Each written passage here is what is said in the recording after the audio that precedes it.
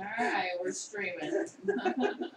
Live from Mount Shasta, it's Monday night. Okay, this is Toltec Discussions with Golden Eagle. Although I'm wearing red today. Oh, it just showed up on the Yeah, with you going like. I hope that shows up in the little thumbnail they give us for this. It showed up in the first one, but I don't know if it's the final one. So, what are we here to talk about? Toltec Stuff? Warriors. Warriors. See, they're learning. They're paying attention sometimes to what I tell them. We have been talking about the three natures of a human. Of a Which human? are? Of a human? Of a human. Or humanity. Or each human. The three natures. Warrior stuff. Ding, ding, ding. Is that really the three natures of a human or Yeah. humanity, or is it Yeah. the three natures of a Toltec warrior? It's the three natures of a human that a Toltec warrior must master. You can ignore them and then you'd be a really bad Toltec warrior. But yeah, I call them the three natures of a human. And whether you embrace them or not and master them or not is what determines whether you are a Toltec or not. Now, we've been exploring the warrior nature for a variety of reasons these previous 4 weeks. This is week 5 and of where we're exploring the warrior nature. And this will probably be the final week where we focus on this aspect. If everything goes well and everyone survives the evening. Don't be intimidated by the sword on the case. It means nothing. Or the black belt. Right, or the black belt. Or the black belt. Yeah. I'm just worried you might string us up by that. No. The black Thank belt, the belt in martial arts and Asian culture is worn right over your hara, which is where you hold your soul. The part of it. That's your center. Hara? Hara, your center. H-A-R-A is the alliteration. And as such, the belt is treated with great respect. It has its own soul, just like the sword has its own soul. And a martial artist would never mistreat or disrespect their belt or their sword. So, no. If I'm going to string you up, it won't be with my black belt. But what about all those colored ones? Oh, my old colored ones? You don't even want to know what happened to my old colored belt. I mean, they make these special frames, you hang it up, and here's where I went from 8th Q to 7th Q. I kept them for years. My white belt, my yellow belt, my green belt, my brown belt, and you're in most of those for like 2 or 3 ranks as you work your way up. And at some point you go, eh. At least I went, eh. That's the only one that counts. So because we can use those. I could string people up with those. Yeah, it's not the same. You know, it's like the cast-off shell of the hermit crab. It was important at the time. It means nothing anymore because he's outgrown it. Right? So yeah, assuming you all survive, and I don't have to get my other sword, then this will be the final week as we explore the warrior nature. So it's not like an old flag or a Bible where you have to go out and ceremoniously burn it or something like that. Yeah, maybe. I didn't do that. I ended up using them for a variety of important purposes at the time. Good balance. You said if we survive, so if we don't survive, are we going on to the warrior nature? If you don't survive, do you care? What I go on to Yeah, next? I'll stick around and see what happens. Yeah, but if you don't survive, it's irrelevant. So, so shamanism, as a whole, is one of the spiritual paths that embraces the whole universe. The light, the dark, and everything in between. All planes, not just the 3rd dimension, not just the fluffy 5th dimension, no fear-based response to the 4th dimension. or the 6th, or the 18th. Certainly not the 19th. Did you hear she's so fifth dimension? I got thrown out of stores because somebody thought that my shamanism was a little too scary. Yeah, they couldn't handle that. So, but they weren't being fear-based. That face might have something to do with it. Well, that's me imitating that. Right. That's just a weird reaction. Were you wearing red or black? Probably neither. Nowadays, I would wear my red shirt and my black hat, which is no, and I would walk in, and they'd probably be fine. Not at that place. So when we embrace the whole universe, we don't put value judgments on it. I joke about do good, avoid evil, but we can't avoid evil, can we? No. It's everywhere. Especially now. So you don't worry about avoiding it, you just learn to kick its ass. And that, in a nutshell, is the key to shamanism, and it is the key to being a warrior. Is when you're going to be a shaman, you can't be afraid of facing the dark. You can't be afraid of facing your dark side, your shadow self, as we call it. And when evil rears its ugly head, you don't fear it. You just recognize it for what it is, and you deal with it. You know, if a big bad monster, double-headed scorpion with 3 stinging tails breaks into the house, and you can't negotiate with it, you can shoot rainbow bubbles out of various orifices all you want, and the scorpion won't care, right? That's its nature. You all know the scorpion story, right? Which one? You do? You want to tell it? I don't remember what animal gave the scorpion a ride, but the scorpion It's begged the him frog. The frog. Yeah. Okay. for a ride across the So for those who don't know the story, very good. Ding ding. We got a ding, we got a ding. So the big couch is winning right now. So the frog goes hopping up along the bank, and he's going to go to the narrow part of the stream and swim across because he wants to get across. And there's a scorpion there, and he's kind of like, ooh, big bad scorpion. And the scorpion says, oh, don't worry, I'm cool. I'm not out to get you. I just need to ride across to the other side. He says, I ain't giving you a ride. You halfway across, and you're going to sting me, and then I'll die. And the scorpion said, oh, come on, think about it. If we're only halfway across, and I can't swim, and I sting you, and you die, and go glug glug under the waves, and I'm going to die too. And the frog says, can't argue with that logic, I guess. And I'm going anyway. Sure, hop on. So the scorpion climbs on the back. The frog starts swimming across the stream. He gets halfway across across the river, and the scorpion goes, and just stings the frog. He starts convulsing. It's a quick-acting poison, very, very painful. And he looks at the scorpion and says, why did you do that? Now we're both going to die. The scorpion says, sorry, I can't help it. It's my nature. That's the nature of evil. It is what it is. And just like the scorpion who breaks in, we don't negotiate. You just kill the scorpion and go on with life. Just take it out and bury it and give it to, what are those little mongoose? They'll probably eat it. Maybe the ferrets. You got ferrets in there. Some will eat it. Just throw it out in the compost pile. Bacteria, if nothing else. So even the great dark adversary is by nature big, dark, and evil. That as a warrior, you can't worry about that.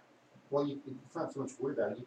You can't be afraid of that. You just recognize it for what it is. You need the adversary to create that friction. The yin-yang symbol tells all of that. I thought I had some artwork with a yin-yang symbol. I couldn't find it, and I didn't remember it in time to print it out. But I want to get something with a big yin yang symbol. Anyway, half the universe is dark. And even the white holds the seed of darkness in it, just like the darkness holds the seed of light in it. And so, if we didn't have that polarity in the universe, we wouldn't have a universe. We require the two polar opposite forces, so the positively charged. Oh yeah, great. Somebody bring that over. That old Toltec version. Yeah, I'll show that in the like the electron and the proton. We have to have that voltage difference, that separation of power to create that potential energy difference that drives the current. So the current of transformation, the current of humanity, relies on that striving, that struggle to overcome something. So we shouldn't hate the dark adversary. We just recognize him for what he is. He's there for us to strive against and overcome. And in the act of striving, we transform ourselves. That's part of what the warrior does, is we train at the highest levels against darkness and for something higher than ourselves. So this is, yeah, that shows it pretty well. The Toltec version of the yin-yang symbol, which is called the celestial butterfly. And you can see the alternating colors, and of course the butterfly, a symbol of metamorphosis and transformation. It's a beautiful piece of artwork. And it's from either Tula or Teotihuacan. This was on a fresco, I believe. And there's probably more than one down there. I'm going to add that. Right there. Oh, that's beautiful. And it's the infinity symbol. Yeah. With the black. So that's one of the things we have on a shamanic path, is we have that, not a fear of evil or a fear of death, but an acceptance that that is the nature of things. We don't fear death. Many warrior cultures around the world throughout history, like the Celts, our ancestors, meaning Gloria and I, And one. and a few of others. So our ancestors, I'm sorry. It was part Scottish. Oh, you didn't raise your hand. They went to battle after they held their funeral.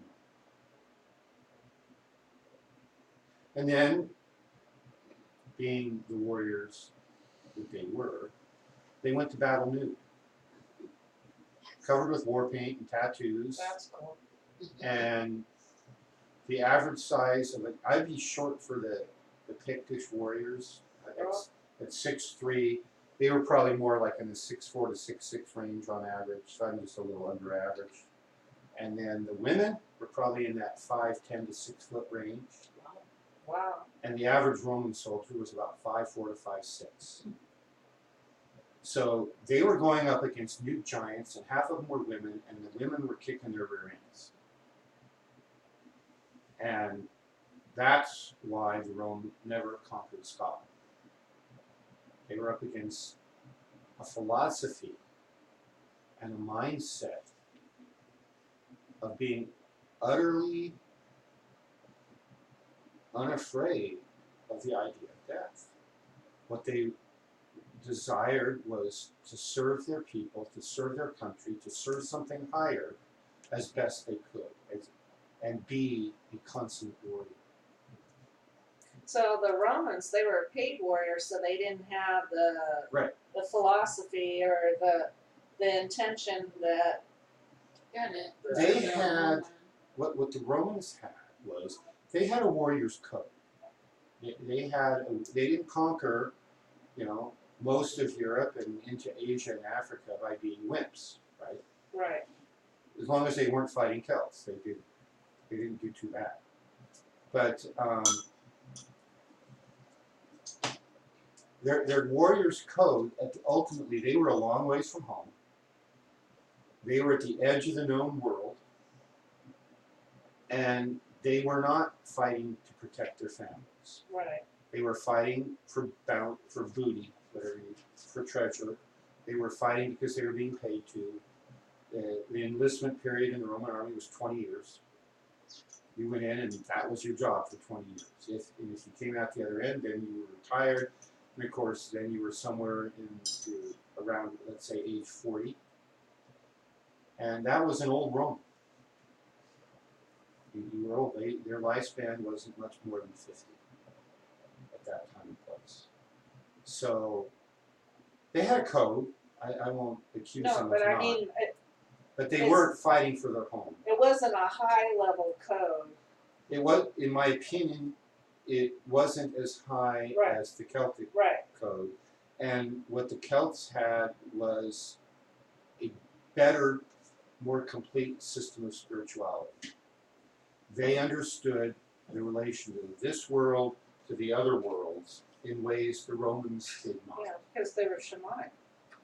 Yeah. So what were you going to? Well, that's basically what I was going to say, is that because they already believed that this world and the other world were the same, there's no difference once you're disembodied. So, you know, they're fighting along with their ancestors and, you know, their fathers and their brothers that have gone before them and all of that. And because it's part of their spirituality. So the whole idea of the Celtic knot work is that it's a never-ending, you know, loop. It doesn't have a beginning and an end. It doesn't have, like, a maze has dead ends, a labyrinth, you know, a doesn't. You just keep, you know, twisting on yourself.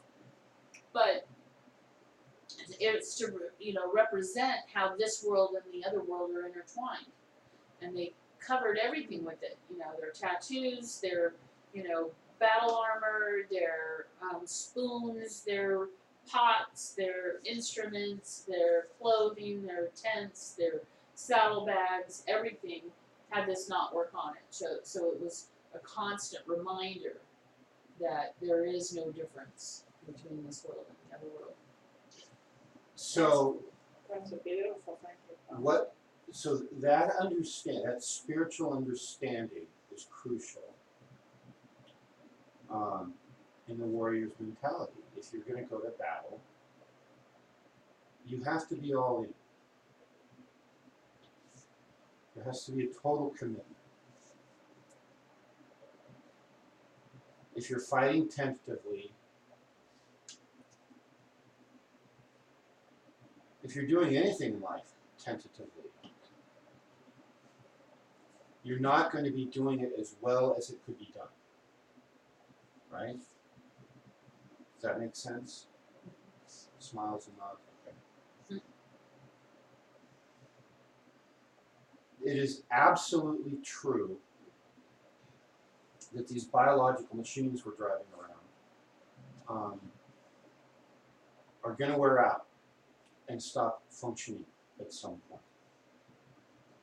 We were talking earlier, and with Patricia, it's like, yeah, our biological machine came with a lifetime guarantee that'll last for your whole lifetime. And when it ends, the warranty ends. When your lifetime ends, the warranty's over. I thought it extended warranty. So the key is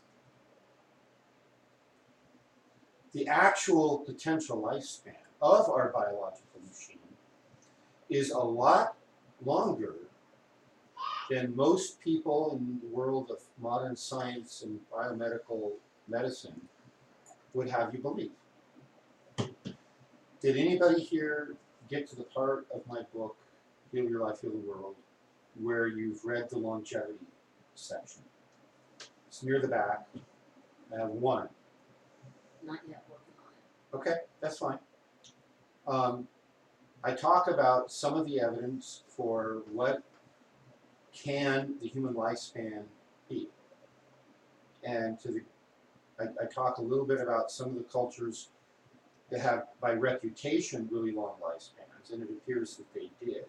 But some of them, like the Hunza Valley in what is now Pakistan, up in the Himalayas, they had no documented records for births and deaths, so we don't know for sure. It's just a culture full of a lot of old people, obviously old people, probably well over 100, how much over 100 nobody knows, that were in good health and living long lives. Now there's other places where we do have specific documented or specific documentation on lifespans. There's one case from England where, what's the guy's name? Farmer. Lived to be 150 something. Lived through the either 6 or 8 English kings. Wow. And one of them finally found out about him and brought him to court. Methuselah? And no, he's 150. This guy. It was in the not the time of Henry VIII, but it was in kind of Victorian, pre-Victorian, Renaissance kind of era.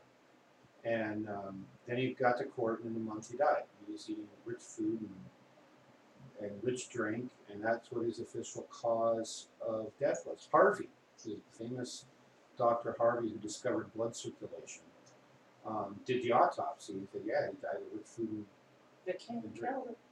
yeah, because on the farm he was eating a lot of probiotics, he was eating a lot of whole grain foods, getting a lot of exercise, and then, when you're 150, your body doesn't respond the way it did when you were 30. You can't party every night with impunity the way you could when you were 30. So when you're 156 or whatever it was, 157, you just didn't last so long.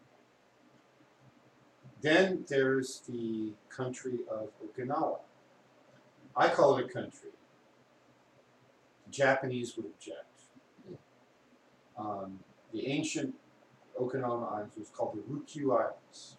It was a kingdom, independent kingdom. It was allied with China.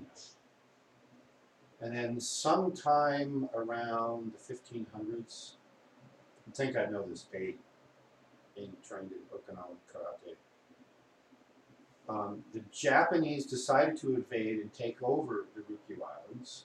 It was at a time when China was in a lot of upheaval, political upheaval, and they had an agreement with China that China would protect them from big bad neighbors like Japan. And because of what was going on in China, the Chinese government made a conscious decision not to defend the Ryukyu Islands, and they've been in Japanese possession ever since. But if you ask the Ryukyuans, that we now call Okinawa, they're still upset about that betrayal 400 plus years ago. They're not happy about it. The Scots are still pissed about the English. So. Yeah, And the so Romans. I totally relate to that. And Okinawa happens to be the place that to this very day has officially the longest live people on Earth. Even though we're Peru? Way more than Peru. Oops. Yeah, tasers on stun. I did say that earlier. Has the same sound right. I thought I did. So yeah, they are officially the longest lifespan on the planet because they have meticulous records on birth and deaths and whatnot. And they have a very sophisticated philosophy of life. So that's all discussed in the book. But it points to the fact that living to be 100 in Okinawa. Oops. Did you survive that? I did, but your rug's a little wet. Oh, it's oh my okay. gosh. You put dihydrogen monoxide on the rug? Or what's there coffee in there? Just water. Just water, okay. Thank you. So living to be 100 in Okinawa is like the way we look at 60. And so 110, 120 is common to this very day in Okinawa. And then there's other documented evidence from China. Keep in mind, what is the potential of our human biological machine in terms of longevity, and how does this all relate to the warrior mindset, which I'm getting to? And how does this all relate to how do you use this warrior mindset today? Before I talk about China, who's online? We've got enough time that people should be online by now. We have a few takers. We have a Nina Divine, Hi. Divine Nina. Nina. Dennis Brown, Hi, Dennis. George G, Hi, George. We miss you, George. Maria Bellotti, Hi, Maria. Maria. and William Aroli. William. Hi, Will. William. Okay. What happened to Woody? Muad'Dib and Louise, not there. And we don't have any, do we have any invisibles? Let's see, that was 1, 2, 3, 4, 5. Yeah, there's looks like 3 invisibles. Okay. Nina, what is super pretty? Something she said something super pretty. Can she see the? I was gonna mention think so. when you were talking about longevity. I'm You still know- talking about longevity. Having lived here in the Mount Shasta area, it's amazing how long a lot of the locals live.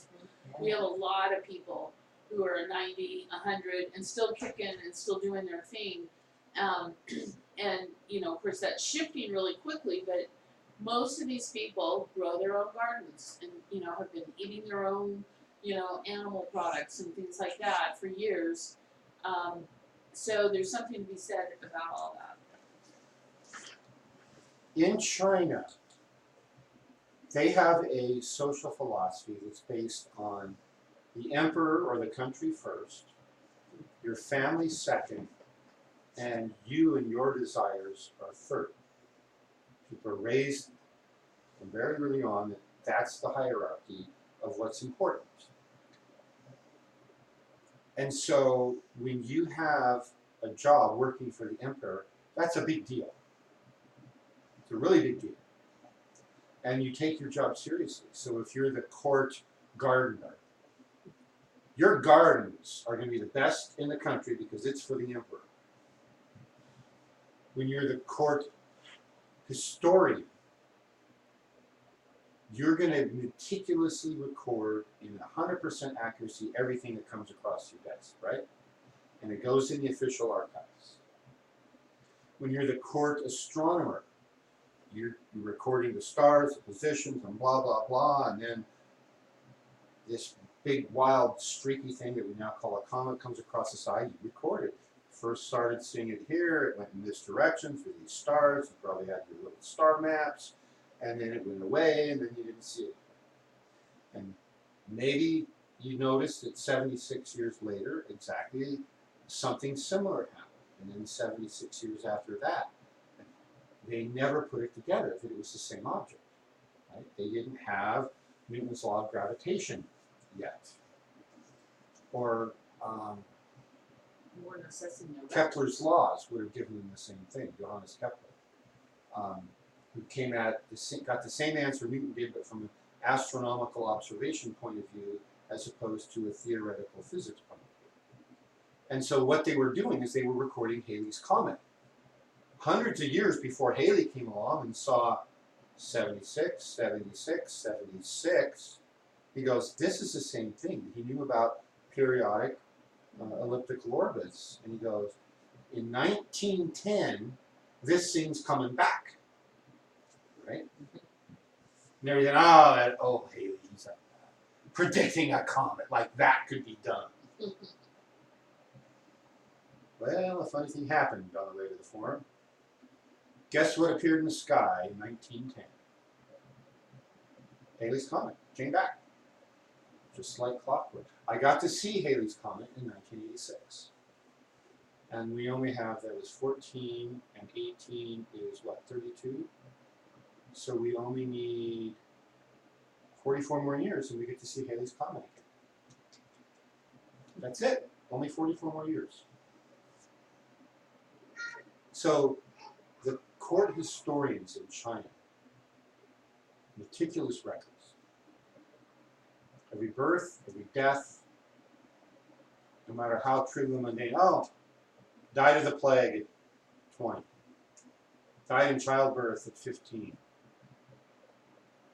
Died in battle at age 45. Died of old age at 256. Died of old Wow. age at 256 in 1933. So this is roughly contemporary. He was dying about the time my parents were born. Wow. His name was Li Qingyan. Qingyan is the first name hyphenated with the middle name, and the last name is Li. Li Qingyan lived to be 256 years old, and he was born in, well, go back 256 from 1933, so that's 1833, 73, the late 1600s, something like 1676. He was born. This is in my book. Okay.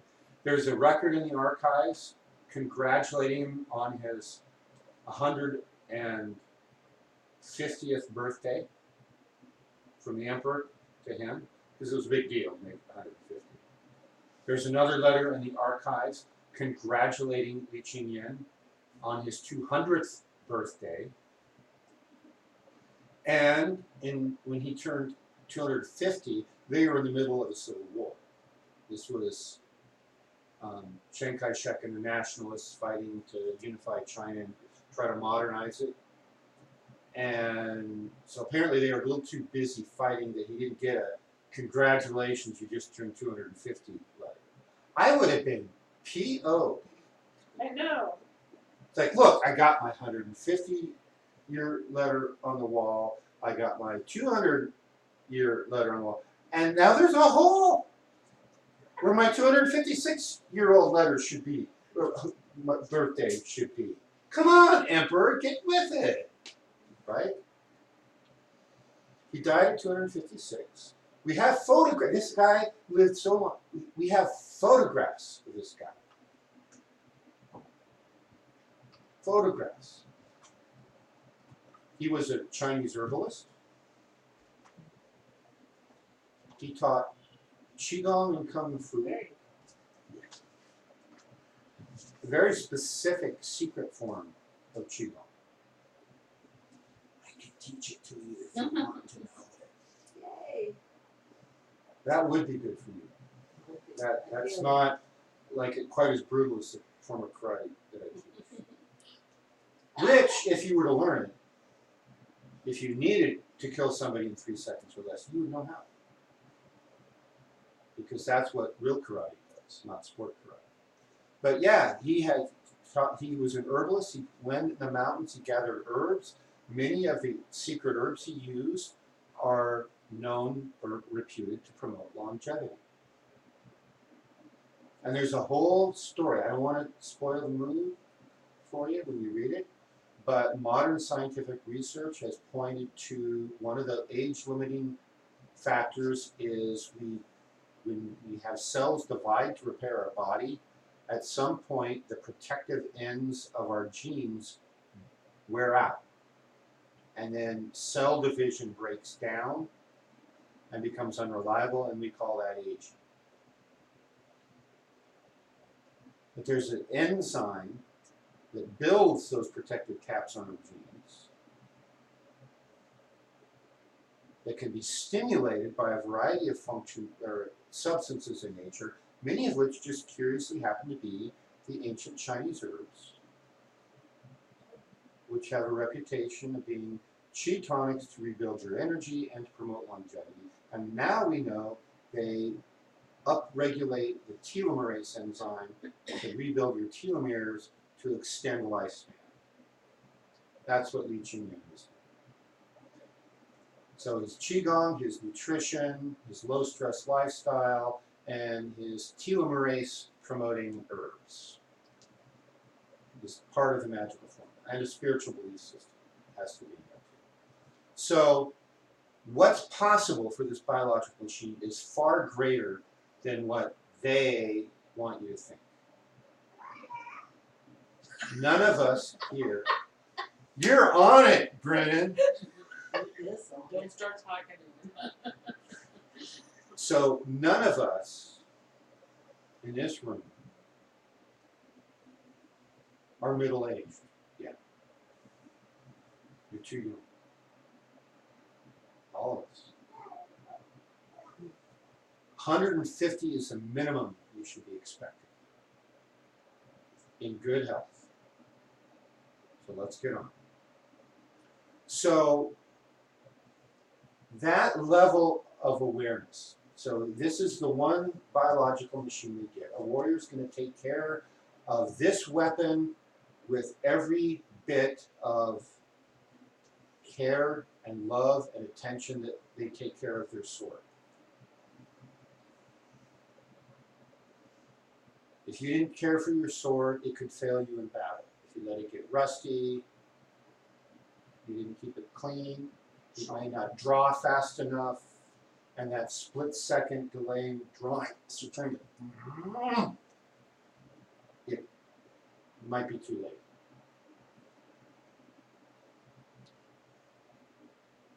So there's an attention to detail. There's a level of sophistication, of thought that goes into caring for your sword.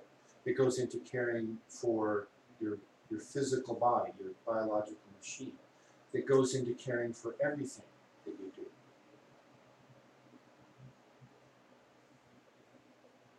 So no fear of darkness. It's just, it is what it is. And if a scorpion needs its head cut off, you cut off its head. It's going to kill you no matter what because that's its nature. Well, I don't propose that same attitude that Gandhi was. That there's many things he would die for, but nothing he would kill for. So the warrior must have known the nature of things like a horse, if they rode a horse, or their opponents, and like if they're from a certain school, the opponents, and then how they fight, they Right. understood that, their technique, their, Yeah. you know, like they swung this way so they had an opening to slice them. Yeah, all of that. That's Yeah. that's what I'm talking about. The level of sophistication. It's a level of effort. There's an urgency and trying to think of the word I want. There's an urgency that the way and the attitude that they approach training and life that caused them that have that internal drive to recognize the importance of training mentally and not just in fighting, right? Musashi, an incredible artist.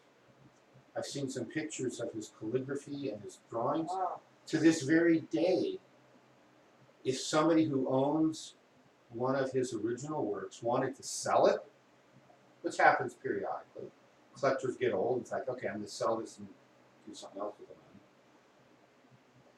They go for higher price than any other artwork in Japan, from anybody who's ever made art in Japan, is Musashi's. Well, he's considered a saint there too. Pretty much, yeah. So you're buying a saint's painting. Right. But it's not just because of his fame in the book he wrote. That certainly helped get his name around. But a lot of other people wrote about him. And so there's that concept of being well-rounded, right? He admonishes it. Sun Tzu admonishes it. A lot of the warrior authors admonish that. You have to know your horse. There's an old ditty from somewhere in Europe that says, for want of a nail, the shoe was lost, meaning the horseshoe. For want of the shoe, the horse was lost. Because you throw a shoe in battle, and all of a sudden, the messenger can't get where he needs to on time. For want of the horse, the battle was lost, because he didn't get the message where he needed to in time. And for want of losing that battle, the kingdom is lost. So it's those little things that get you. Everything's There's an intertwined. attention to detail that we all have to improve. I'm no exception. Mhm. You know, this exploration into warrior philosophy, which I know I wasn't always doing. I wish I had been. But over this last month and a quarter, month and a half, I actually started getting ready for it before I started presenting it that first night. I've changed things that I do.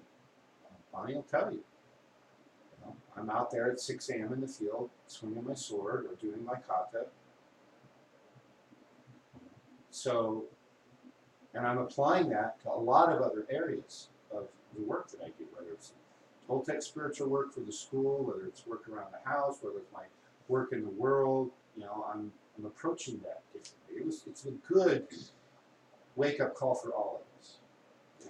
I think too, you know, this isn't just like one more thing that is being added for us to do. You know, we're already supposed to be doing a personal practice. So I would say prior to this, of course, you know, I know he had done his martial arts training before I ever met him. So I haven't really seen him go through his routines and stuff. But I know enough to know that he can move quickly and be on guard in the right moment if he needs to be. So I've always known at some point he was going to step back into those shoes.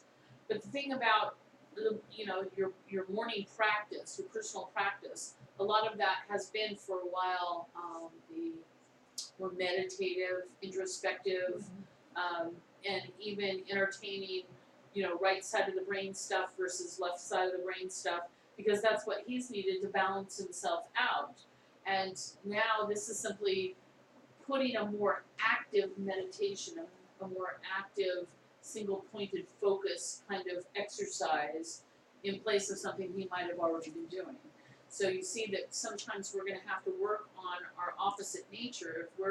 If we're all dreamers and we're really great at, you know, flying off into the universe and connecting with whatever, but we can't act and we can't move and we can't do stuff that we need to do in a moment, then we need to focus on our warrior right now. Hence, the last month and a half worth of discussions specifically on what exactly is meant by a warrior's mind, which is what I've been trying to apart. Brendan was right on with that. Huh? He's getting it, whether He he said can the warrior's articulate it. mind, and he went, huh? I You still- should have seen him when you showed him his new practice sword. He pulls it out, the baby's in the in the playpen, and he's like, ooh.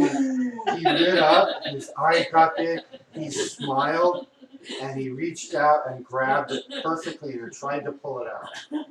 Oh He's my like, God. he's just like, he knew, he absolutely I remember knows. this. And he's been a warrior before. Oh yeah. Absolutely, he knows. And so every time he sees me walking through with my swords, if I'm going out to It's practice, gonna be so. he's like, ah! He's so cool when he gets to the point that he could go out and practice with Arlen. Oh, yeah, I'm looking forward to that. That'll be fun. So, you need to be approaching first your personal practice with the discipline of a warrior. One of the aspects of the warrior's code is this idea of honor or integrity. And even in like Don Miguel Ruiz's writing, you know, that's one of the things he talked about in the Four Agreements, right? Is be impeccable with your word. So this impeccability, this integrity, this honesty, it's doing the right thing even if nobody is watching. Right. Okay? So when I used to have health clients as patients, and I would teach them what they needed to do to be healthy. And then they'd go home and they'd fall off the wagon. And they'd come back, they'd think I'm going to yell at them. It's like, no, You saw the test results, right? You know what your liver looks like. You know what your heart's like. I've just given you the formula to fix all that. Okay? You have to develop, I would tell them, whatever it takes to do what you need to do, even if I'm not there. It's not the hour you spend in my office every other week that's going to determine whether or not you get well. It's what you do that intervening time every day. And I actually had more than one patient over the years tell me that they downloaded my picture off my website and put it up on the refrigerator so that they go to eat something like, oh yeah, Dr. Cage, I'm not supposed to eat this. And I'm asking, well, why is it even in the house? Well, there's usually other family members who insist on having the garbagey food, and it's around. It's around. They used to like to eat it. They put my picture up, and all of a sudden they quit eating it. It's like, okay, whatever works. It's fair game. So I'm not there every morning or afternoon or evening or whenever it is you do your personal practice. I tell everybody, do it at the time of the day when you feel the best. And then when you got that down, deliberately start doing it at the time of the day when you feel your worst. Because just like being a warrior in battle, you fight when you have to, not when you want to. Right. Because if you're smart, you never want to fight. Because that's one of the core principles of combat, is if you ever resort to a violent confrontation, then somebody is going to get hurt or even maimed or killed. And it might be you. So warriors do not want to fight. But they absolutely intend to be ready to fight if they must. That's our nature. So that's the attitude you have to approach your personal practice. Do your meditations, do your dream journals, force yourself out of bed, which is really hard at 3 a.m. And I actually did it last night at 3 a.m., forced myself up, and oh crap, I don't remember it. It's like right then at 3 a.m. I couldn't write it down. It was gone that quick. But you gotta, the more often you do it, the more success you will have. So you've got to do your personal practice, and you need to do something physical. It can't just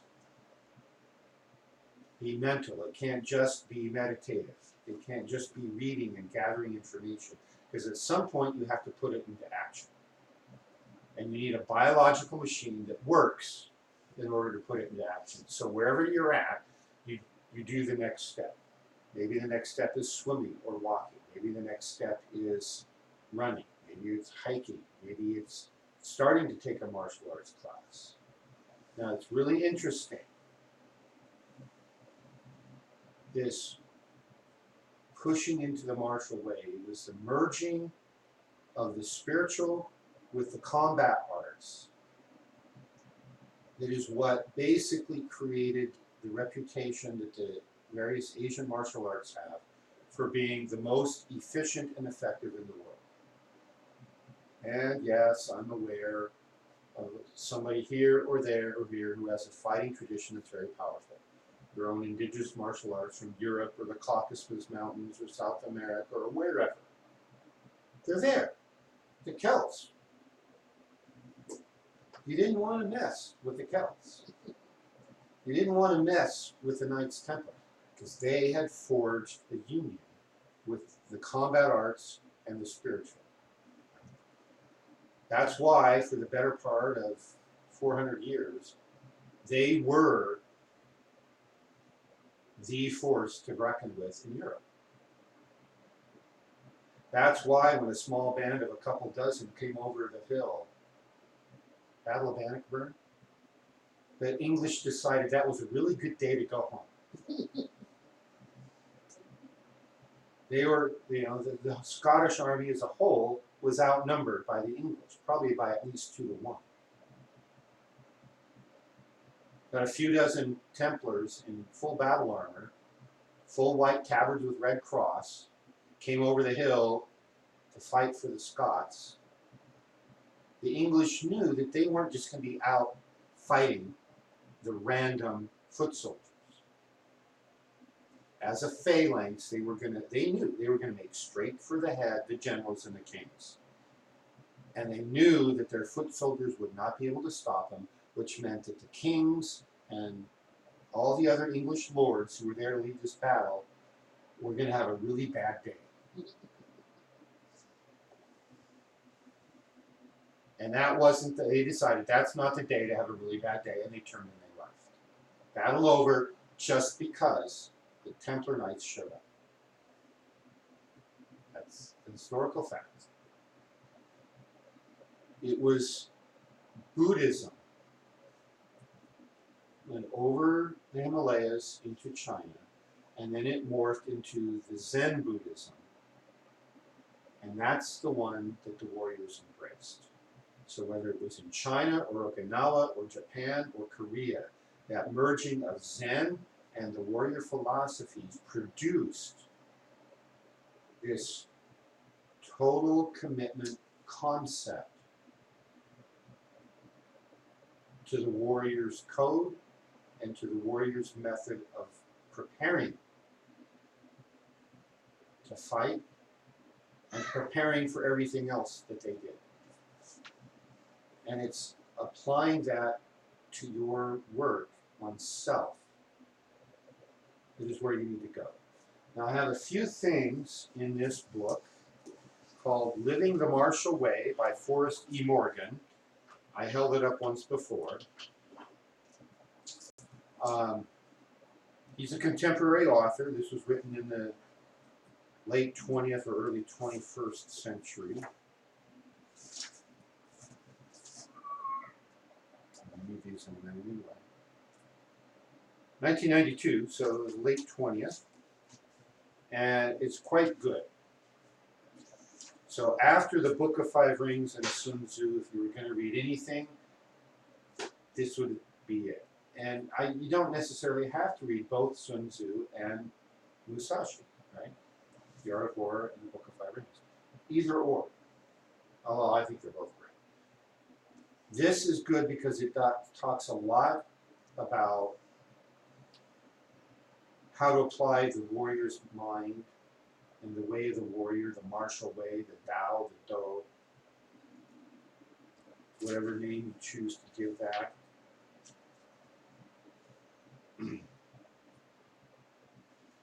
I think one or two of these I may have read before, but I'm going to read them again. This is from the chapter called The Warrior Mindset. Start today, not tomorrow, not next week, but today, of thinking of yourself as a warrior.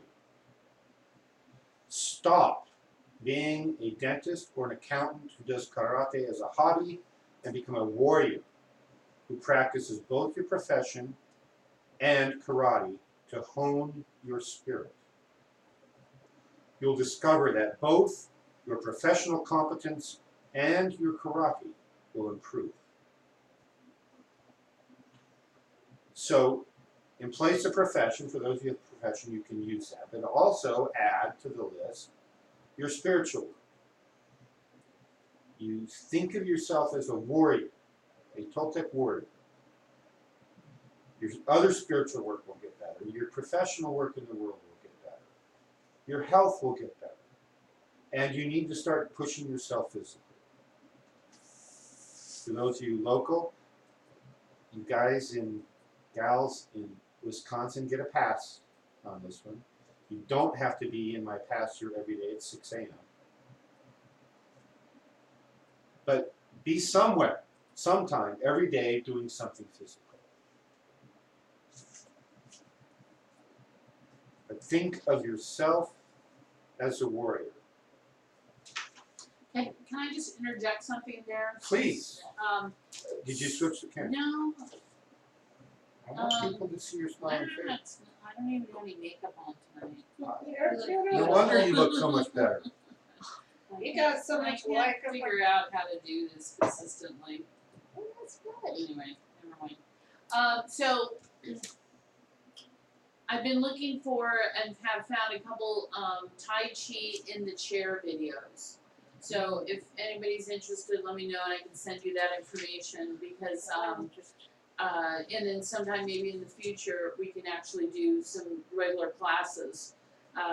You know, you gotta learn the moves first. I'm actually learning it from doing it in EJ's ashram, where I can, because I'm dyslexic, I need to be behind the instructor as they're moving and doing it, rather than looking at them and trying to reverse it in my head. So if you can get yourself set up to be in the ashram, I can show you how to do Tai Chi in the ashram too. Thank you. Then you show me how you get set up in the ashram. You're set She up. did. You No, have to practice it. No, I need to get into the ashram. How do I get there from there? It's up to Okay, you guys need to have an offline conversation and take good notes. Okay, so moving right along. There are 3 essential elements in true warrior training. If you want to train as warriors do, you must. Number 1, make training a daily regimen and improvement a constant preoccupation. Number 2, make shugyo a part of your training. What's Sugyo? Shugyo, oh, well, we'll get to that. And number 3, take a jitsu approach to training. So this will be a good topic of conversation. Shugyo is related to intensity. Shugyo is usually a series of milestone events, little quantum leaps you go through in your training and ability. You can't, like a racehorse who runs the Kentucky Derby, you can't run the Kentucky Derby every day. They need rest and rebuild. So the shugyo, it's usually like a 1 day, 2 day, sometimes 3 day intensive, where you get up at like 3 a.m. and you train martial arts all day until you collapse at 11 p.m. And every day you're being pushed to do things that you've never done before. You know, as part of it, and it's not just on the training floor, you know, punching and kicking and working like that. It's like, okay, everybody come down here to the edge of the river, take off your shoes and wade across and come back. And then you find out the river is 18 feet deep and you have to swim. And then you come back, you're soaking wet in the ice cold water. Okay, let's do some kata. You're really pushing yourself. So it'd be kind of like boot camp in the military. Right? That's based on the shugyo concept. It is a short period of intensive training and periodic upscales, periodic quantum leaps deliberately built into what you do. That concept is known as shugyo.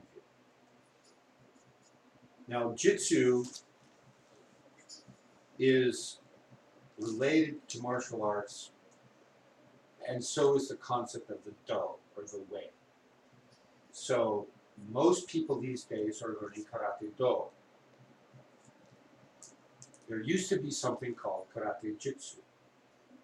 The jitsu means it's the practical combat forms. The do, the training is designed to push you in through shugyo and other methods into mastering the way. Changing that state of first called mushin, which is kind of like a no-mind state, and then zanshin, the total awareness of all. So it's very spiritual. Spiritual techniques try to get you to mushin and zanshin as well. And by combining the spiritual work with the martial training, you go faster. So that's why I'm saying it's time that everybody needs to add something physical to your training. Once Zen was merged with first Chinese and then Japanese, Okinawan, and Korean martial arts, that introduced the greater specificity of training for the way. and understanding the way, which included the acceptance that death was your end point. So do everything you could to serve something higher, whether it's your Lord or the country, and do what you're here to do with utmost diligence and utmost expertise, constantly trying to prove. And then when you die doing that, you know, the day will come when you meet somebody who's faster. The day will come, perhaps, when your band of soldiers is badly outnumbered.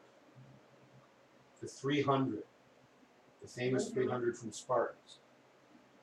When they left Sparta to go up and try to slow this army down, this Persian army down,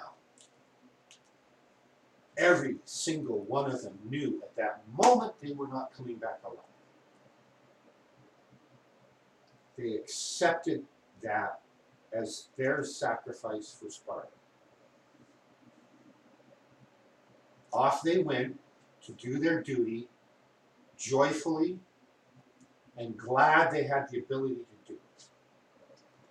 I think when you look at the legends, you realize, you know, that honor was really all you had, you know, especially as a soldier. You know, you're going to fight and die the rest of your life, so having your name live on beyond your death was probably the highest honor that you could have. And so that's, you know, the role of the bards and the historians and the storytellers is to put the names of these people in this immortal almost category. That's why they come down to us as gods, when in fact that, you know, they were, you know, great and wonderful warriors who did their job. Yeah. But that idea of you know, not tarnishing your reputation so that even after death you still had your name, Right. was huge, and it's just something that we don't even think about anymore. And then the worst thing that could happen, there was a Celtic bard named Bicru Bittertongue, who you didn't want writing about you because he was very sarcastic, and he would, if he wrote about you, your name would be tarnished for, you know, for history. Unless you were like at the top, premium, doing everything right. And then but then you knew if he wrote about you in a good way, that you knew that person was top notch.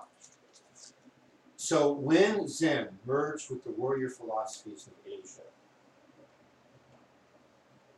training to become a warrior included both the jitsu, fighting aspects, and specifically the do, the way.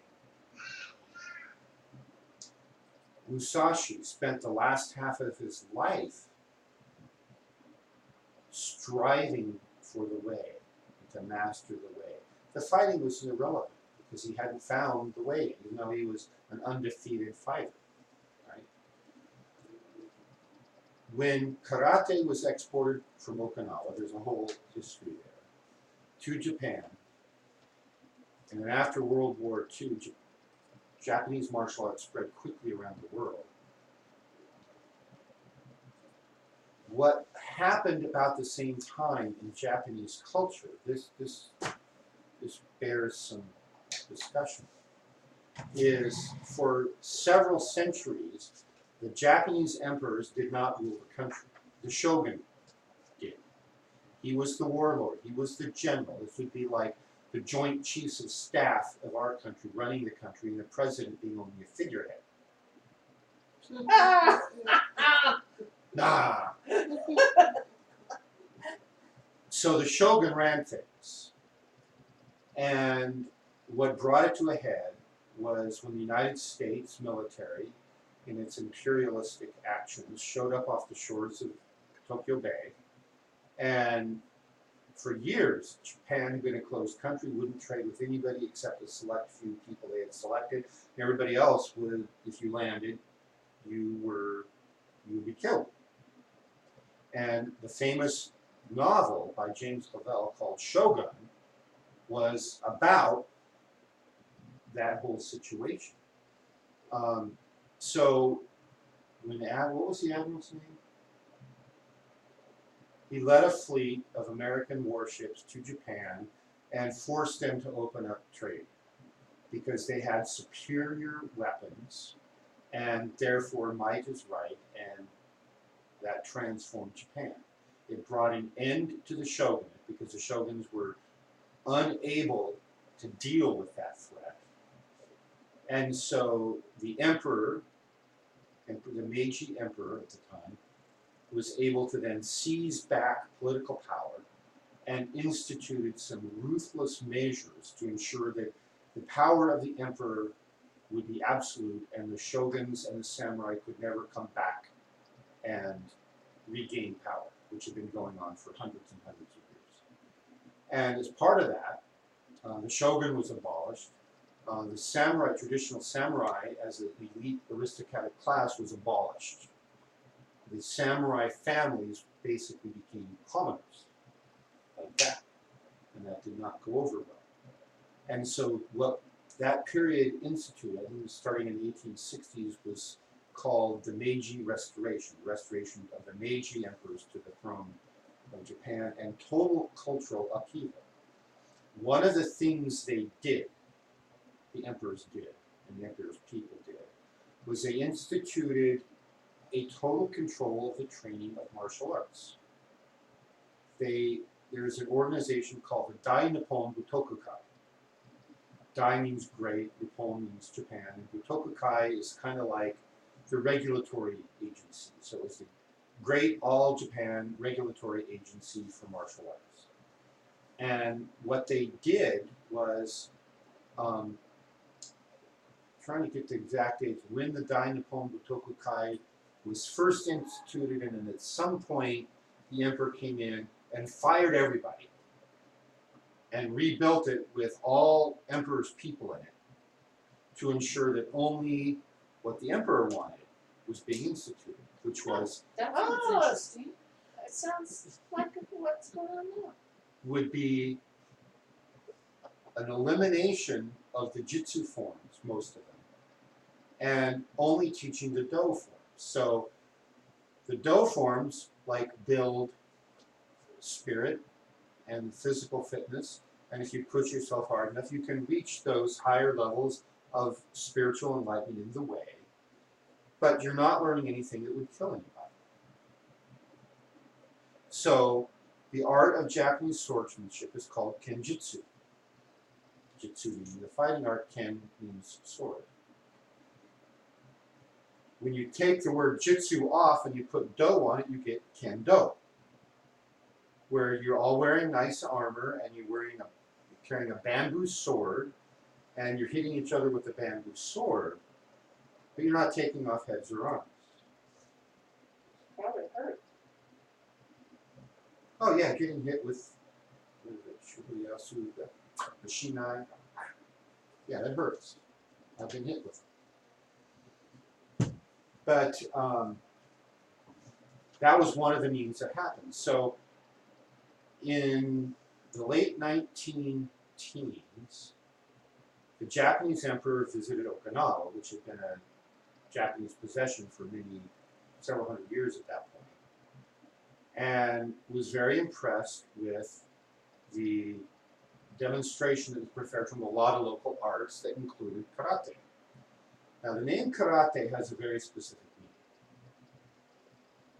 The Ryukyu Islands had their own indigenous fighting systems, as did most regions of Asia, that were in the category of something called uchinari or ryute.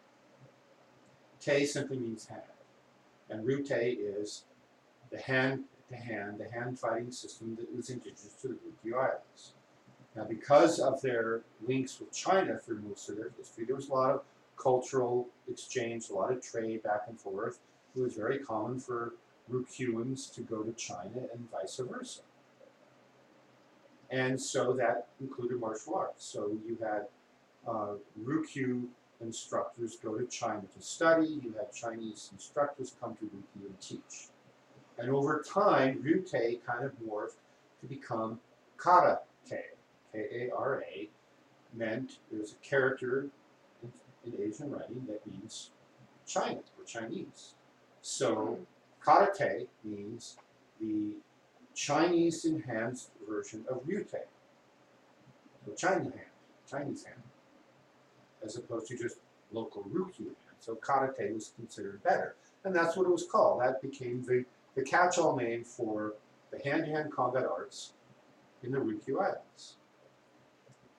Then Japan claimed it, and in the fullness of time, the emperor sees it, and this is in being the late 19 teens. Japan knows it's preparing for World War II. They didn't know it was going to be called World War II. They were just going to invade first China and then take over the rest of the world. Something called the Tanaka Doctrine. If you want to go historically, read about that sometime. The emperor, being impressed, he saw something that he knew his people could use karate training to train soldiers, in particular the officers, for their army and their military. Not just army, but army and navy. And so he invited first one and then several other karate instructors from Okinawa to teach in Japan, primarily in the universities, which means you're teaching university students, you're teaching the future officers in the military. When that export happened, when karate, Chinese hand, was taken to Japan mainland, several things were done. And the first that a guy named Gichin Funakoshi did was he changed the name. He changed the name from karate to karate. Sounds the same, but it's a different word. Just like we have homonyms in English language, like to and two and two. Right? So kata could mean Chinese if it's written in one character, and kata could mean empty if it's written using another character. They sound the same, but it went from Chinese hand to empty hand. It was a way of saving face for the Japanese, who were paying for these guys to come over and teach. And when you know you're preparing for a war with China, you don't want to say, well, we can't beat them unless we use this stuff that came from China. So calling it empty hand was the politically correct renaming of karate from Chinese hand to empty hand. And most books now, oh, karate means empty hand. But it didn't always mean empty hand. So once it was in Japan, and then World War II happens, and then after World War II, karate has now spread all over the world. And the same way that the word Xerox is generic for all forms of photocopiers, karate has come and morphed to be generic for almost all forms of hand-to-hand fighting. So that's the history of the term karate and how it got from Okinawa to Japan to Mount Shasta. Anybody have questions on that? There'll be a test later. Yeah, how does this apply to our lives? How does it apply to your lives? Something triggered me to tell you about that. It was to take a jitsu approach to training. Go right back to the book. So Karate Do, what they did when Funakoshi took it to Japan is he dropped the jitsu aspects and only kept the do aspects. So the training became more about athletic prowess and a lot less about practical hand-to-hand combat and self-defense. And that's what the Dai Nippon Butokukai had implemented, was everything is the do arts. So most of where karate went in the world, it's the do form. It builds spirit, it builds fitness, it builds the mind. And most of what is taught as karate in the world is completely ineffective for real self-defense, real hand-to-hand combat. I've gone back and I'm teaching the original jitsu form. It includes the training in the way, or the do, and includes actual combat. And if you're going to put in the time,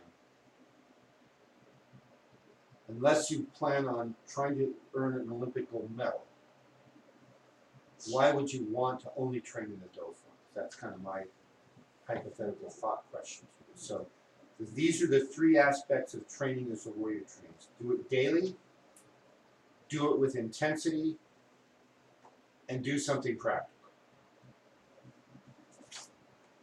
Where did my glasses go?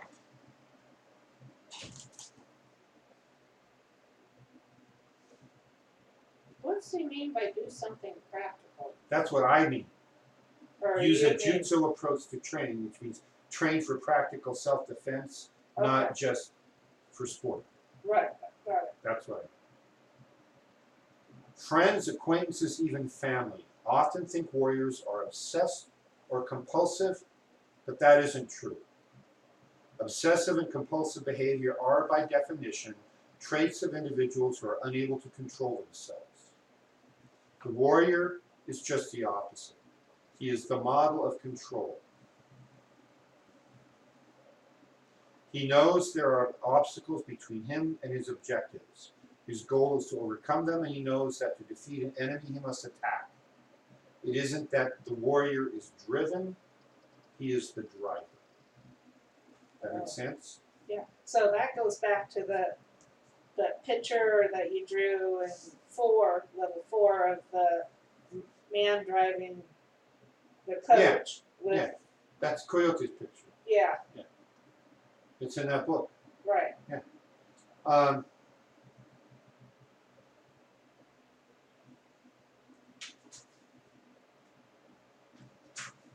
let me move on. I want to get a few more things in.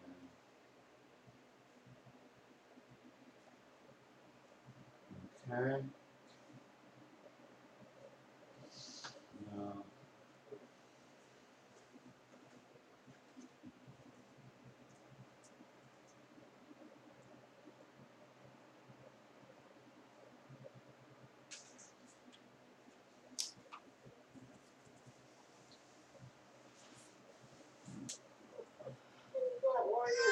Warrior pants on. You just now noticed that Yes. she wore them last week. I got him when I was pregnant with Brennan for Ross. She was sitting cross-legged. How am I to see it? The basic tenets of honor. Warrior honor is founded on 3 basic tenets. Number 1, obligation. Number 2, justice. Number 3, courage. Integrity, ethics, honor are heavily missing in our society right now. Training as a warrior and living this way is not easy. And just trying to live this way will attract the ire of others who will want to pull you down into the gutter to their level. So don't do that. Don't go down. Stop it. Just stop.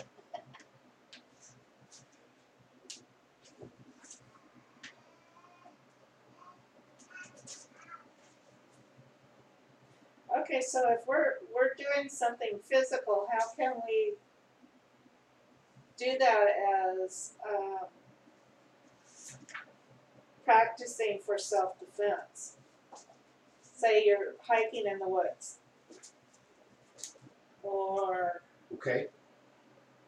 You're hiking in the woods. What's going on around you?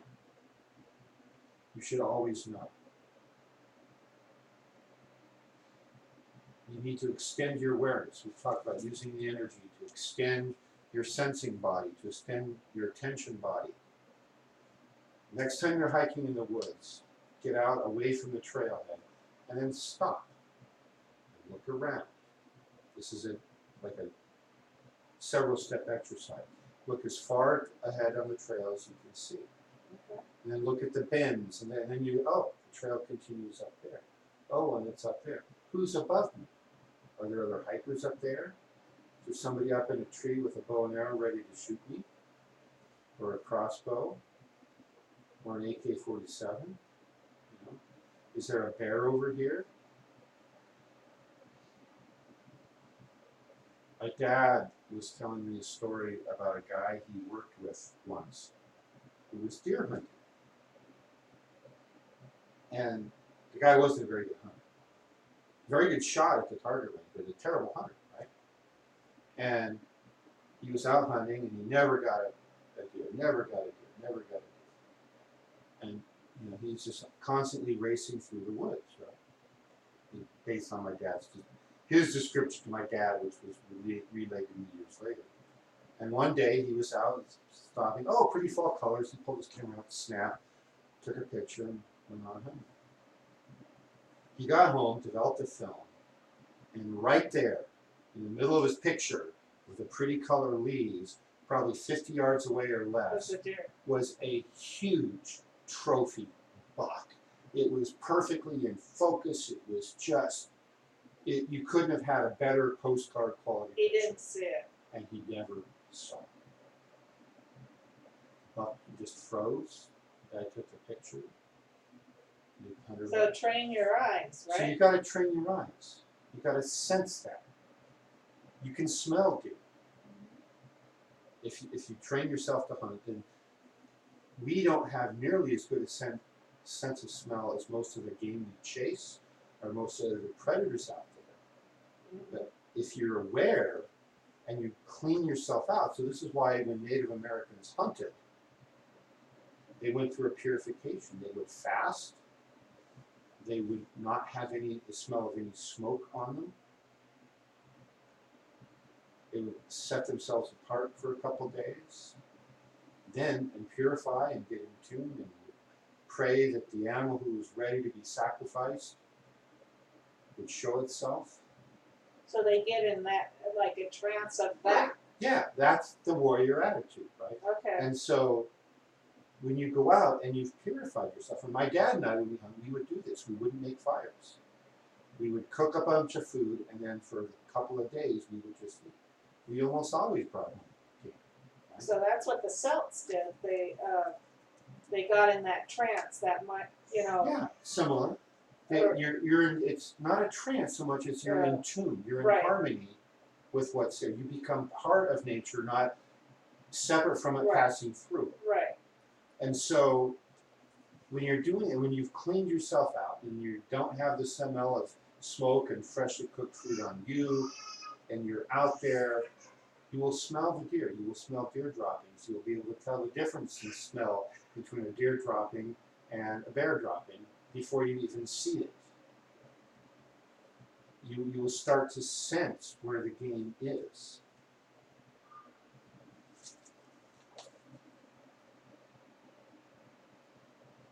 So ultimately, with all these concepts, you have to develop your own sense of honor.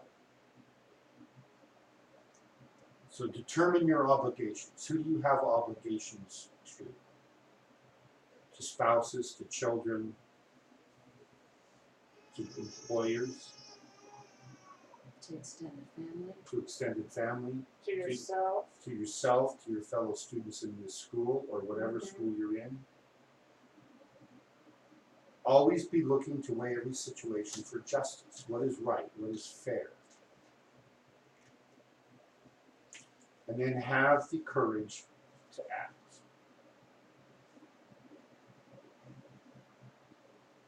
You know, courage to act like boycotting the buses because they made the black people sit at the back. Right. So guess what? We're not going to take the bus anymore. And you organize these marches, you organize walking to work, carpooling to work, just we're not using public transit anymore because you're treating us like second-class citizens. You know, we pay the same taxes, we fight in the same army, we die for the same flag. Stop treating us like crap.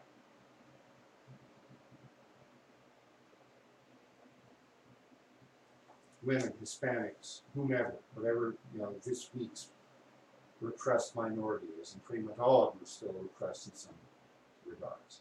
And we all need to take the attitude of the warrior and stop letting outside forces influence what we can do with our lives, especially when those forces are behind the evils of the world. Evil is what evil is, and we shouldn't be surprised. But have the courage to act.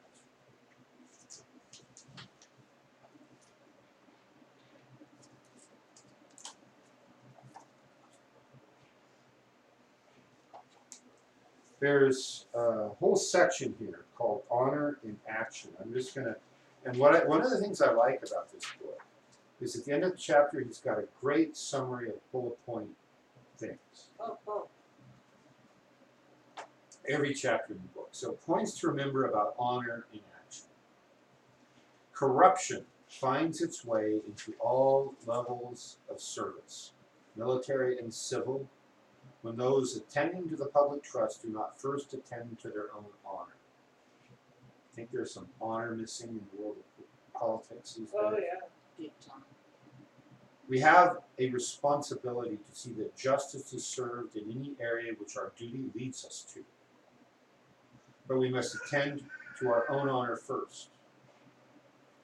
If we do our best to meet our obligations, if we find the courage to see that justice is served, then not only will our own small spheres of influence be cleaner, but others around us may be inspired by our example. Let's see. The personal superiority and upward mobility of warriorship brings with them an obligation. Warriors are compelled to be courteous to their subordinates and non-warrior Thank you. inferiors as a matter of honor. Warriors are dangerous people. Therefore, they have a solemn obligation to restrain themselves from tyrannizing and assaulting weaker members of society. I literally know how to kill people in 3 seconds or less. Can you repeat that sentence again, please? Okay. Warriors are dangerous people. Therefore, they have a solemn obligation to restrain themselves from tyrannizing, being a tyrant, and assaulting weaker members of society. So yeah, it's true. I'm dangerous. Mhm. I can kill you with my bare hands in 3 seconds or less. I've never done it. I've never needed to do it. Right.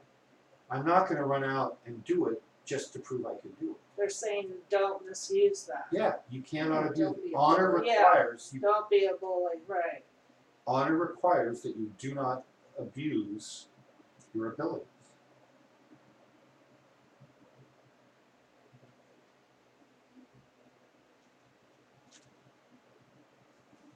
Loyalty is one of the strongest expressions of honor. It grows from an obligation to repay a great service, specifically an extended personal sacrifice someone makes for you. No one makes a greater sacrifice for you than your parents, in most cases. In most cases, I Yeah. have, because I know a lot of people who've had parents Uh-huh. who didn't rise to the occasion. So those instances aside, yeah, my parents were exemplary in this. My mother, of course, is still alive, and she's still exemplary in this. That's really nice. So be a warrior in everything you do. The burden warriors bear for their gifts of superiority, superior performance, superior abilities, is an obligation to serve society. There are many ways to serve. If you are a warrior and not just a martial artist, you will find ways to fulfill your obligation. Okay. This is how to serve the world. Not Yeah, warrior. all instructors, and we'll talk about martial arts instructors in particular, not all instructors deserve loyalty. Obligation is a reciprocal relationship, a two-way street. Two ways. So, yeah, you have an obligation to be loyal to the master, but the master, the instructor, has an obligation to serve the students. And the first school I started in, many eons ago, did not meet that. And I ended up leaving because there was no honor. That means that they have an ego. The ego's taken Oh, yeah. over, right? Just a little bit.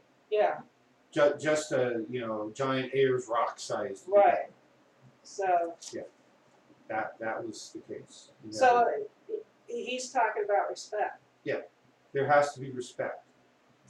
And I saw that guy horribly abuse his junior instructors, horribly abuse his students, financially, in every way imaginable, very disrespectfully. So I left, rather than put up with that kind of BS. There's an old Chinese adage that says, it's better to spend 2 years looking for your right instructor than 2 years training with the wrong. And boy, did I live that. It was about a year and a half or more, year and 2/3, something like that, that I was with that other school. And I learned, right, that everything's an opportunity to learn. I was a month into it, and I knew it was wrong. And I Wow. put up with it. I was in a phase of my life where everybody was telling me that I was too judgmental. I didn't give people a chance. Oh, I had a judgment, and it's like that was one of a number of things that happened in that time frame in my life where it just confirmed to me to trust that intuition. And as long as, and I probably was too judgmental in a few cases, but boy, that one I paid for it. Let me tell you. but the thing is, maybe your judgment was right on in all those things, and Yeah. because you're being a warrior with your judgments. Well, I didn't have this book. It hadn't been written yet. I didn't have anyone telling me the things in this until I found my real instructor. And I left. Boy, what a load off. Especially when a couple years later, I finally went to my doctor. That was about 3 years later. I had a delay in there because I had a broken bone. But stopped my training for about 6 months. But yeah, it's about not quite 5 years from the time I started until I got my black belt. Probably could have been a year faster, but I never would have gotten there in that other school, and I never would have learned what I've learned. What's this one? No, I'm not going to talk about that. So, living the martial way. It's about integrity, it's about honor, it's about discipline. It's about the integrity to do what you know you need to do, whether your teacher's there looking over your shoulder or not. It's about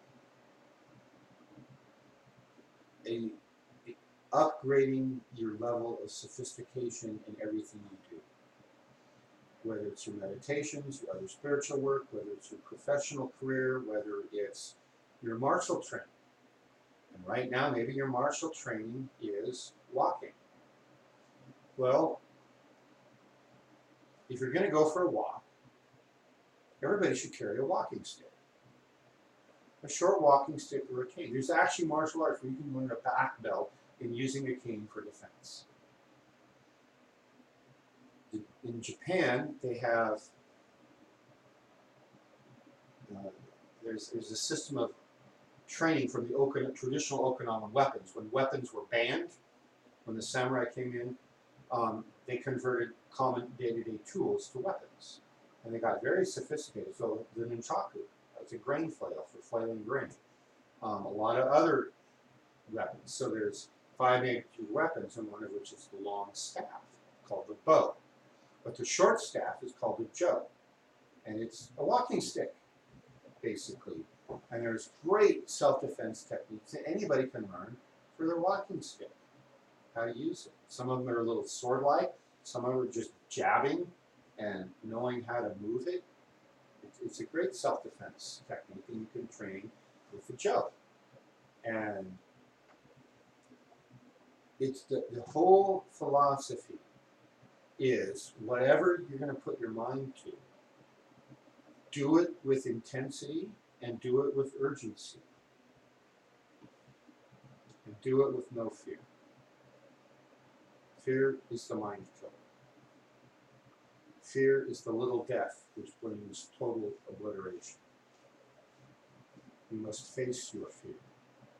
You must allow it to pass over you and through you. And when the fear has gone past, turn the inner eye to see its path. Where the fear has gone, there will be nothing. Only you will remain.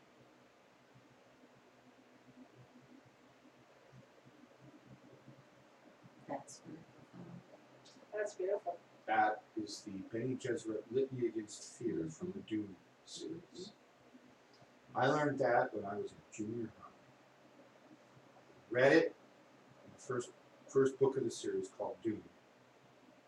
And I memorized it in probably the 7th grade. We haven't forgotten it. I've never forgot it. It's in there. No fear. Questions? Do we have any questions? What about online? Can you take a look online? She's got a bunch of screens here. Hold on. Do you see the YouTube chat?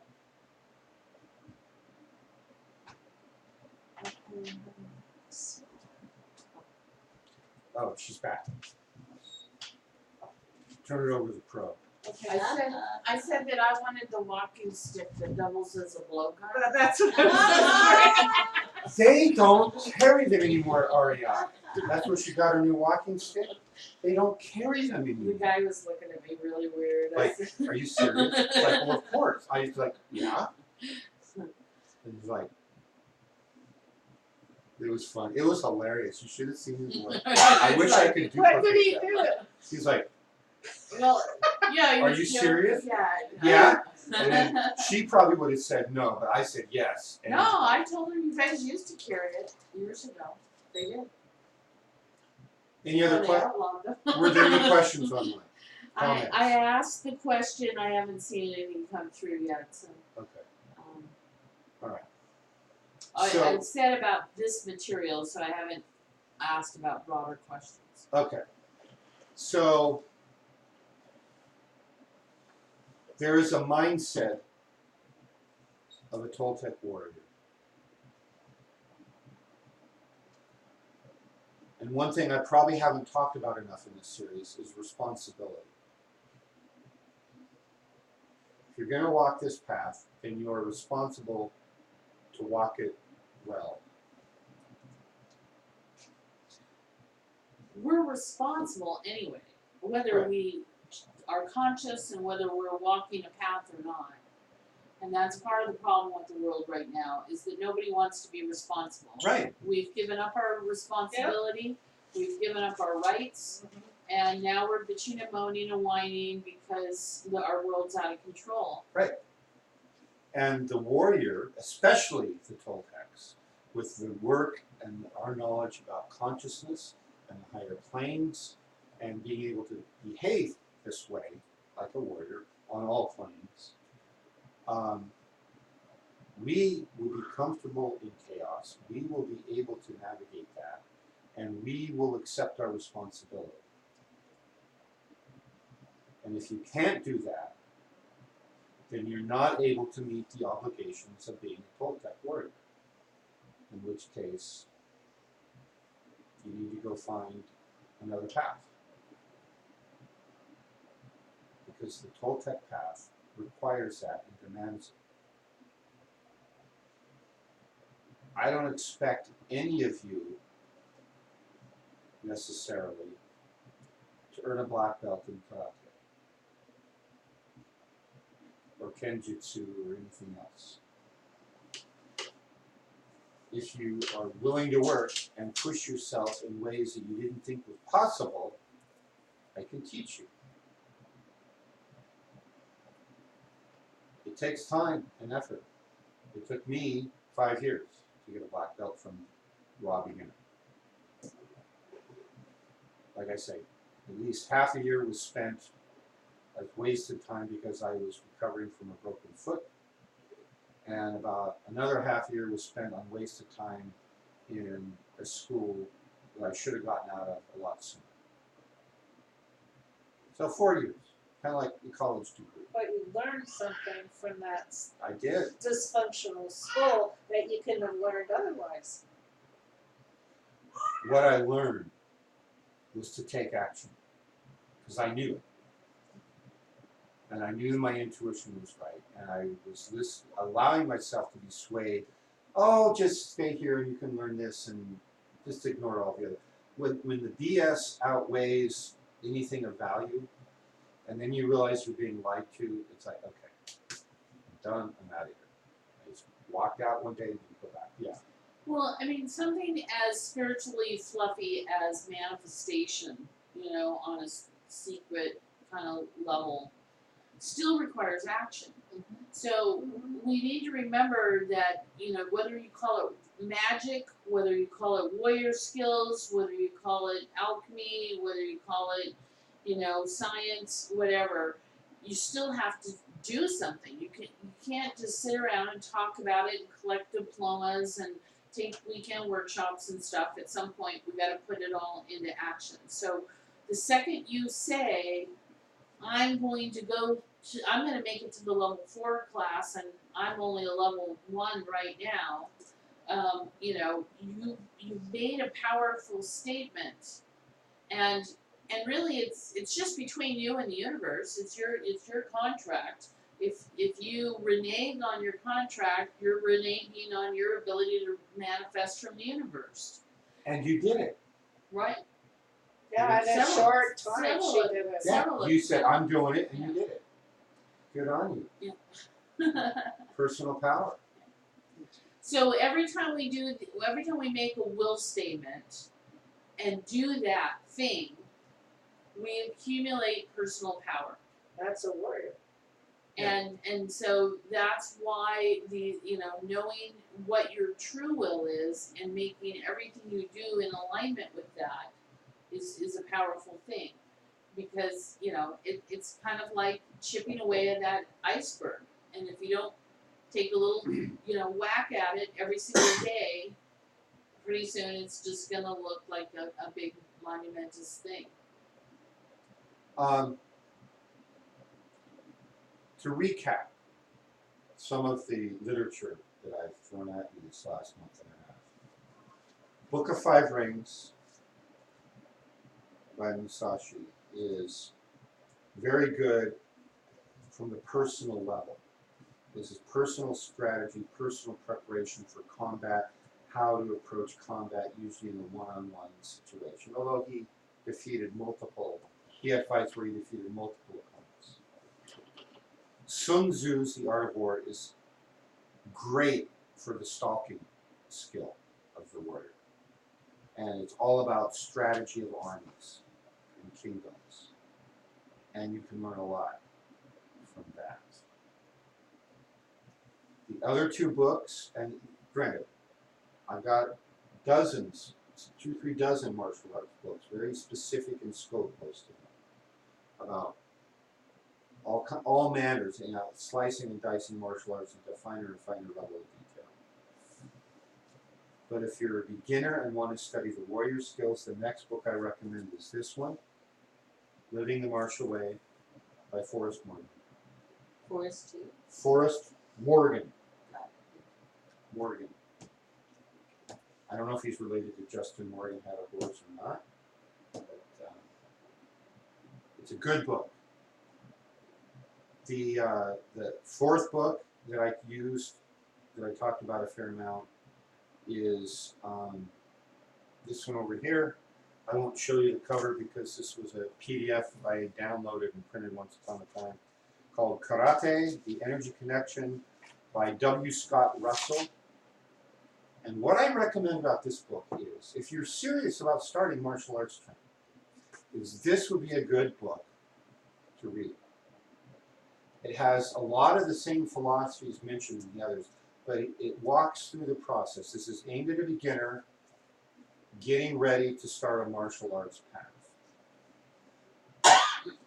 Which one did you finish up with last week where you were starting to make some more hardcore connections to the philosophy and our everyday practice? It was this one and this Yeah, one. but you ended on Yeah, I that think one. it was Yeah. that one. This is a very good book, and it's one of the top 4 I recommend. Tell me the name again. It's called Karate, The Energy Connection by W. Scott Russell. Is it still in print? I don't think it's in print. You can sometimes find, Download the PDF. you can download a PDF or you can find used copies. I think I just ordered the used copy a couple of weeks ago that hasn't arrived yet. It's one of those ones where the shipping is probably more than the book was, and it's slow boat from China shipping, so it'll show up someday in the next couple of weeks. Yeah, Abe's books is Abe pretty books. slow. Yeah. They're pretty slow. Yeah, but you're paying for Yeah, book rate from BFE, so yeah. it probably is. I don't know if it They someplace have back to good you. customer service. Yeah, I like Abe books. This that a new book one? by is a very good author, and he's actually one of the instructors I've studied with over the years. His name is Vince Morris.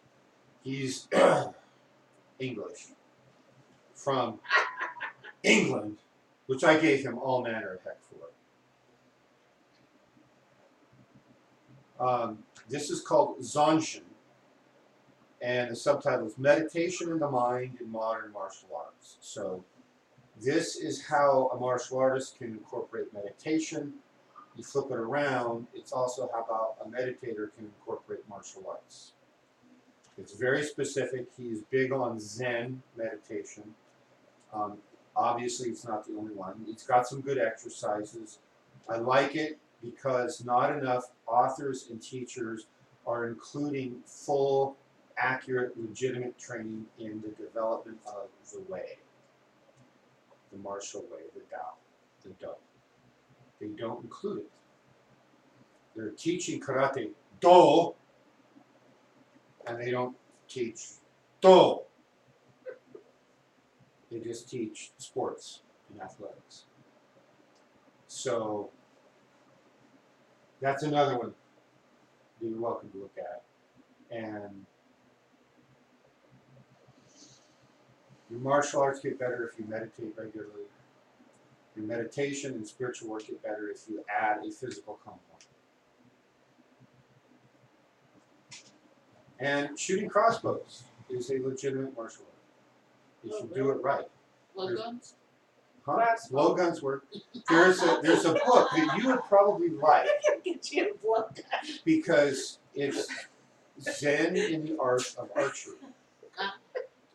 So it's interesting because when you look at modern archers in like the Olympics and things, they've got all these fancy sights and they've tuned everything, and you know, it's all an engineering problem, right? That's not how samurai did. Samurai didn't aim anything. They simply looked at the target and shot. Boom, boom, boom, quickly. And they were better than these Olympic guys. And it's a way of training the mind with archery to reach that state of Zanshin using the way to develop that martial mind. And you can easily do that with a blowgun or a crossbow or a real gun. You know? Especially for pistols. We don't aim. The pistols have a sight, but we don't do that. We focus and boom, boom, boom, right? And you don't look at the sights, you look at your target.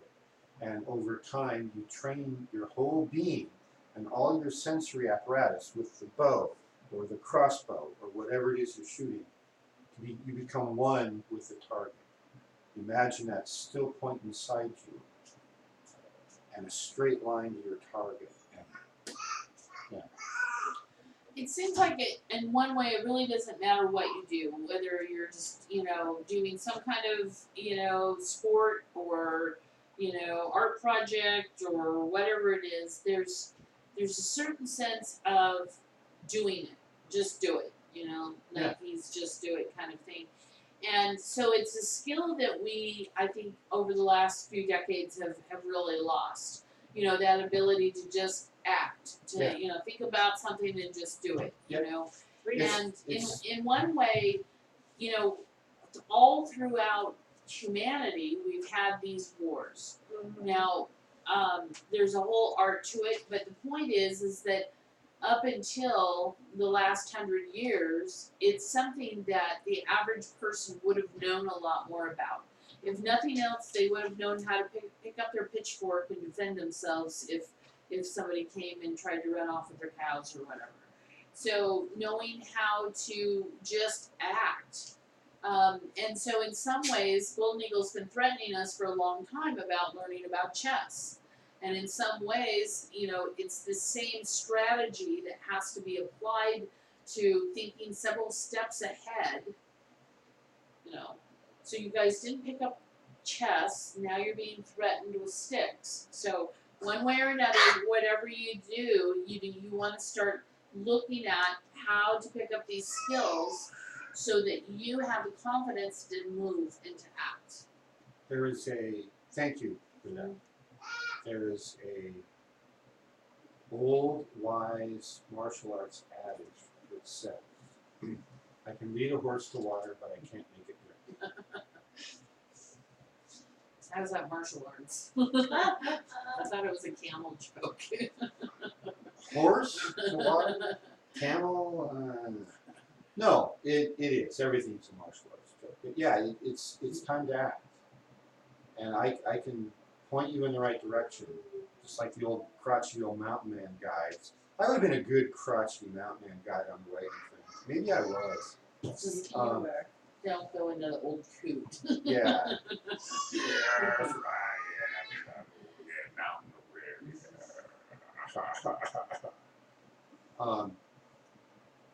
I can point you the way, I can show you the trail, but I ain't carrying your butt to Oregon. Certainly not from St. Louis. Oh my goodness. You gotta walk that one yourself. Gotta walk that one yourself. So yeah, martial arts, chess, I pointed many times, and it's time. Pick up your stick, pick up your short staff, pick up your blowgun, pick up your crossbow, pick up your sword, or pick up your body and get out here at 6 in the morning to train with me. I don't care what, but it's time. Pick up your short staff and go for a walk, and mentally be aware. Go for your hike. Be aware of everything that's around you. And then you start asking yourself, what if? What if a thug jumps out from behind that rock up ahead? What is my response? Blowgun. What's that? Blowgun. I just kind of wanted to share this. I've told this story, I think, before, but when I was a young mother there, and I lived in Southern California even, there was a woman and her daughter that were hiking in the Laguna Hills, which is, it's a little outdoorsy there, but it's still right in the middle of high-class neighborhoods and everything. And her daughter was carried off by a mountain lion. And so basically the story went that she stood there and screamed while this, mountain lion was mauling her daughter. And eventually a hunter came along and took a stick and beat the mountain lion off the girl. I'll always remember her name was Laura. It is Laura Small. She did survive. She lost an eye and had some puncture wounds in her head and stuff, but she survived. But I remember just feeling really enraged that the mother just stood there and screamed and didn't do anything. So in me, that wells up this warrior, need. It's kind of like the time I ran over my own cat, and I had to lift the car off the cat. It's like that superhuman strength that you hear about that you get in a moment that adrenaline that comes in, I didn't stop and think about whether I could lift a car. I just did it, you know. And so, what I learned at an early age is that you kind of have to anticipate, what am I going to do if this happens? I had my car stolen at knife point once by two punk rockers late at night after I left work. We had a policy, none of us were supposed to leave work by ourselves. There should have been people watching to make sure I was okay, but we didn't do that. And basically I was fumbling around for my keys when these guys showed up with a knife and took my car off of me. And so to this day, I don't leave a building unless I have my keys in my hand. And I don't have to think about it. What if these punk rockers are gonna get me, you know? It's just, I've been doing it for 30 years now, and that's just a habit to be ready and always have my keys in my hand. And there's been times when I have had to walk to my car with my thumb on the panic button so that at least I could shoot off the alarm on my car if somebody tried to mug me. Keys in one hand, a Tonto in the other. Maybe Dad should do it. So just be prepared. Be My prepared. husband used to tell me, he's an ex-cop, is to hold your keys with one key protruding through here so you create a weapon if you I'm need it. not too. Yeah, it's like a knife blade. Yeah, And And he eyes said are goes for the particularly eyes. susceptible. that's Or what the he balls. said. I like your husband. You would have liked it. One of my instructors, Bernie Weiss, who's the branch into the Okinawan karate form, was a PhD psychologist who specialized in criminal psychology. He was an LAPD reserve police officer, so he wasn't Kind of full sounds like time. your husband. And he was an 8th degree black belt in karate.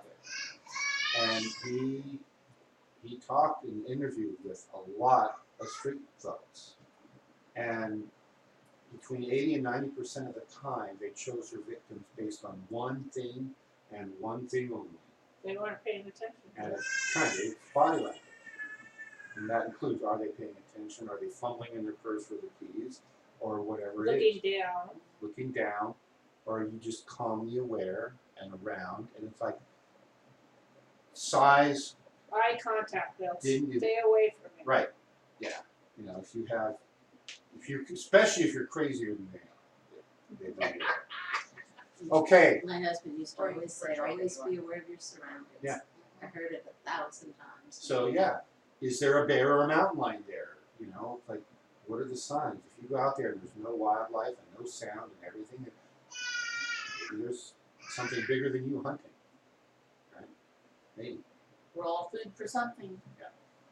So this ends my dissertation, my 5-week dissertation on the warrior mindset.